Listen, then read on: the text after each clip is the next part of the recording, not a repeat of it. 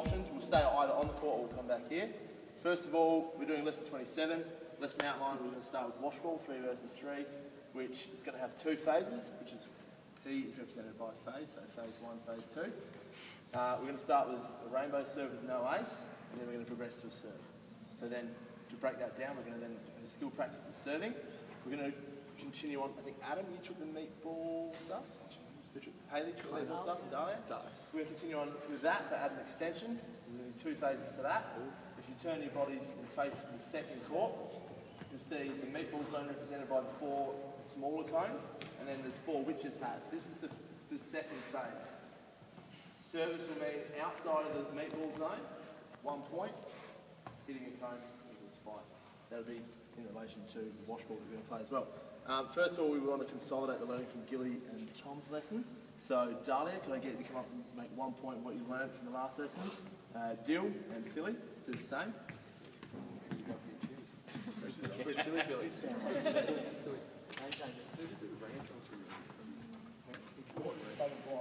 No, that's old stuff, mate.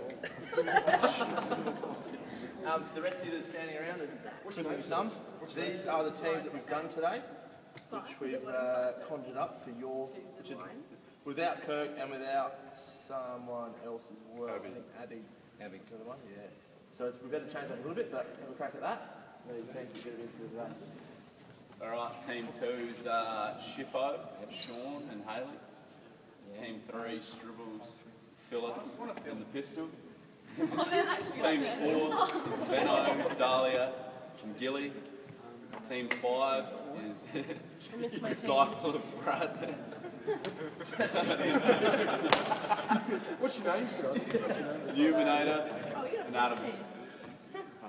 Right, so getting your teams to stay in those teams and that'll be for when you yourself in wherever you want. We're going to have the other people on first. We got so we film you the team.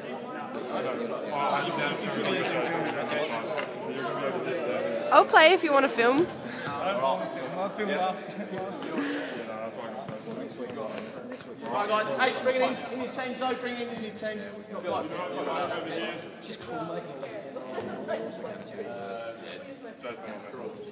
Okay.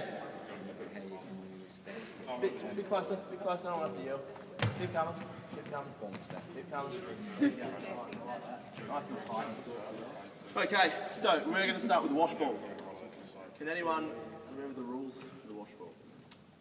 Can't be an ace. Can't be an ace? That's good. I've got the rules up here as well. Oh, yeah. I've got to test your memories. Right, so no ace on the rainbow service. That's going to be phase 1. We'll start with that. We're going to move into phase 2.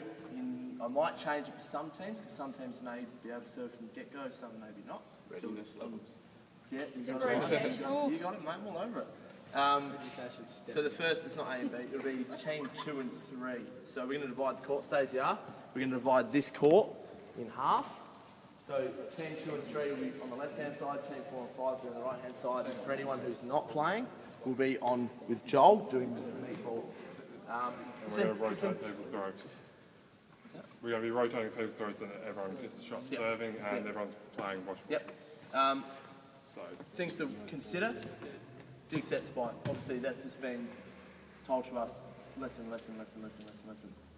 each lesson rather. So worry about your dig set spike. Questions that I want you to think about when you're playing. I mean, outside of just volleyball as skill-dependent movements and key movement skills, what is the most effective tactic for wash ball, right? So bearing in mind that it's almost like being 40-all in tennis. So you win a point, you go to add, you win the point again, you then gain 1 point. So think about that in terms of attack and defence, all right? How can you maximise this tactic? What elements affect the game? Core position, positions of people, roles and rules, all right? So team 2 and 3, team 4 and 5 hop across the left-hand court and Hands down. Pistol, get over here. Something I did notice with Benno's team, which they'd set up, which was a negative and a positive, from a personal perspective. If you guys want to chime in and add to that, you can. When they were playing, they had a really tight net set up. So in terms of like Dahlia would be say here and Benno on the right, and then who was the other person? James. Gilly on the left. So, but what would happen, because they would stay there, and because there's no ace, the server will just lob straight to where they are. So how does that affect, when you think about the point system we're running for wash ball, how does that affect the point system? Does it make it easier or harder? Easier. You get a chance to get the ball up. You get a better chance to get it up. Exactly. High pass. So in terms of tactics, because that's the whole approach we're taking, a tactical approach to games, is that a good thing to have or a bad thing to have? It's good. Okay, so how can you maximise that tactic? Can you take it further than that? Position yourself somewhere where you want the ball Okay. on the other side. So they throw it to you. Yeah, so if we look at, in terms of, I've got here, court position, is that what you're talking about, Phil? Yeah. What about in terms of roles? Right, so break the team down. So Phil, you've got height, Kia's got height, Gil's got height.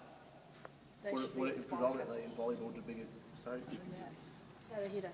They're the hitter Yeah, and or blocker possibly? Yeah. We kind of played the front person, as you said, a blocker. Okay. The back right was your passer, and your left is your attacker. Yep. So we Beautiful. play. Exactly right. That's the sort of stuff I was wanting to see. Has anyone else got any other questions? That was fun. It was fun? That's the main thing.